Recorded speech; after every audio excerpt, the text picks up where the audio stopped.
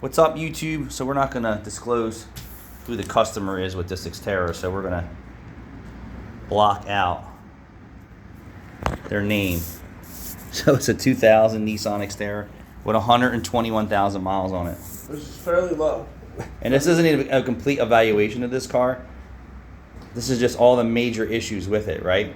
Flex pipe, muffler, tailpipe. At any other shop that would need a whole entire system. Power steering's pissing fluid out of it. Needs a high pressure line and a power steering pump. Evap codes needs a smoke test. NOx sensor. Has a misfire on cylinder 3. Evap codes. This isn't even all the problems with this car. This is just all the stuff right on top of the surface. Like when you look at your coffee cup and something floats to the top. All the obvious problems float right to the top to an experienced guy who's looking at the car. Even somebody who's not experienced. Well, yeah, that power steering screaming indicates a problem. And the engine going put. So, my point to this story is 121,000 mile vehicle. All this could have been avoided.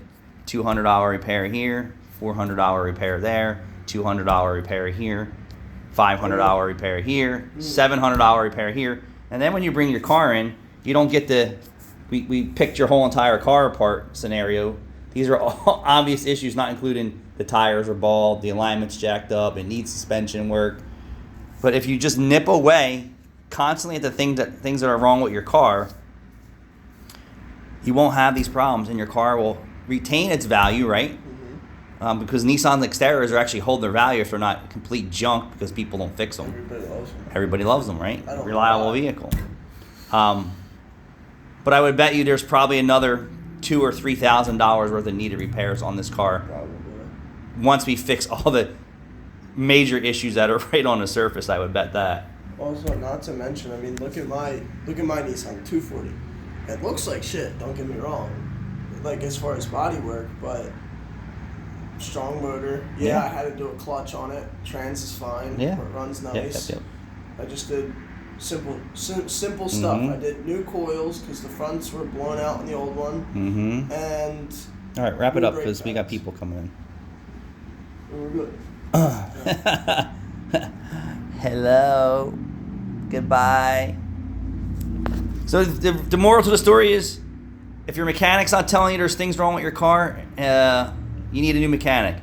If your mechanic is telling you things that are wrong with your car and you're not listening to them, shame on you. Your old car is worth so much money you have no idea. People are begging for good old cars that are not POSs and will pay premium money for them because they don't want to have a new car payment at $500 or $700 a month.